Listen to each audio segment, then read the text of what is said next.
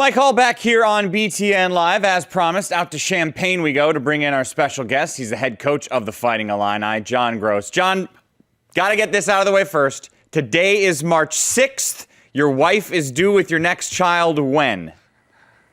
Well, it's March 18th, but we're hoping that it might move a little bit faster and earlier than that.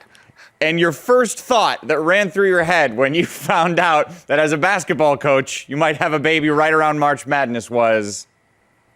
Well, my wife started calculating the days and figuring out the due date. So once she told me, I knew that it would be an interesting March. Yeah, well put, especially with your team having so many wins this year, but being in that conversation on the bubble. So let's talk about the good things first this year. Give me a player on your team that's taken the biggest step forward this year. Boy, that's a hard one, Mike. As you know, if you followed us, we've had a lot of roster change throughout the season because of a lot of different factors, and our guys have been very tough throughout, and a lot of guys have taken advantage of the opportunity that they've had and really improved. You look at a guy like Austin Colbert here, the last 10 games. I mean, before that, he wasn't playing at all. And now his impact on the game per minute played has been tremendous, and he's become a valuable part of our rotation. Obviously Hill and Nunn really progressed when we had Ray out, and I thought those guys have really, really developed and grown. And now here the last 2 or 3 games, I think we've gotten Ray acclimated as well. And then kind of our pillar, Nana's that pillar for us, the guy that really anchors our defense and is just such a terrific leader. I think our point guard play's gotten better. Ahmad Starks is playing at the highest level he's played all season. Obviously, Tate has had an effect as well and really taken advantage of the minutes that he had throughout Big Ten play. So, we're really excited. We've got a lot of guys that have contributed. Even the freshman Black the other day, I thought his 14 minutes were a real key to our win against Nebraska. I mean, that's everybody. That's the whole roster, my man. Yeah, it is, and we need everybody, Mike. We're one of those teams right now that finally we've got everybody healthy.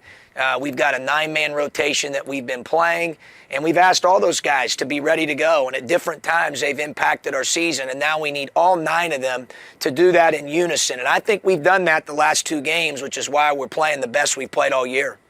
Talk to me specifically about Rayvonte. He misses those 9 games in the middle of the year, and almost statistically every game since he's been getting better. When did you first feel we got it? He's back.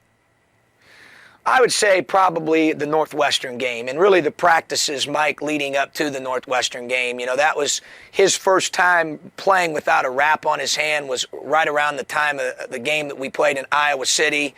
And you could tell he started getting more and more confidence coming back from the injury right around that time. And it's really escalated. And I thought hit its peak against Northwestern at home this past weekend. So, hopefully that's a great sign for us. And again, with him being healthy, getting acclimated to what we're doing back in the rotation has been a critical part of us playing well. I give him a lot of credit because when he came back, his focus was on fitting in, helping our team win.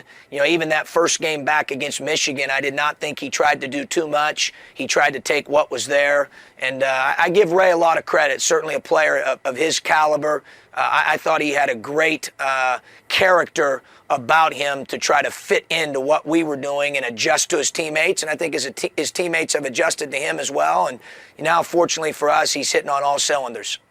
You're a man who has respect for statistics. With this year's team, what stat are you most proud of? Well, a lot of them. I think taking care of the basketball, we take a lot of pride in that, and I think we've done a good job with that. Defensive rebounding, we've made a lot of strides in that from the previous 2 years, which is great. I think shot selection for our team has been better, especially with as many weapons as this team has had this year on that offensive end. Obviously, our free throw shooting has been exceptional. I think we've done a lot of things well. It's just been a matter of getting a consistent rotation, getting everybody healthy, and fortunately the Lord's blessed us with that here the last couple games and at the right time as we head into finishing season 2 tomorrow. Well, you're almost underselling the free throw shooting by calling it exceptional. I mean, it's the best in the country. To what do you give that credit? Well, we just do the same thing every day, Mike. I wish I had a more, complex answer for you to that question, but we shoot the same amount every day. We do it every day. Obviously, in the off season, we'll tinker with guys here and there, but once we start the season, it's a matter of us getting reps up in practice, trying to put them in situations where they're game-like, always shooting the same number regardless. We've really done that for 3 years. We've been very consistent with that. And then we're blessed with some guys that have an ability to make them. I mean, obviously that's an understatement, but that's a real key. The right guys going to the line, and we have a team full of guys that have been successful from the line. Let me ask you more of a coaching philosophical question. There's been a lot of discussion the last 10 days or so about if you're up by 3 late in the game, do you foul or do you defend? What's your take on that? Well, I think it depends on who you're playing, knowing your team. Have you practiced it? What do you, as you said, what do you believe in? I'm certainly not critiquing coaches who foul or don't foul. We've done both, even dating back to my time at Ohio. A lot of it may depend, like, for example, I think something that people overlook often, how good of a rebounding team is it? How big are they that you're fouling?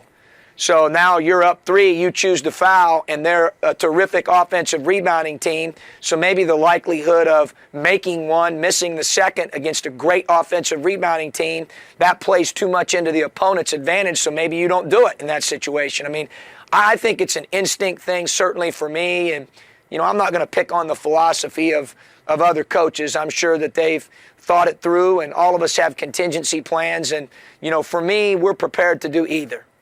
That's really interesting. It seems more college coaches believe in defending than they do fouling, and it seems like the NBA is almost inverse. Why do you think that is?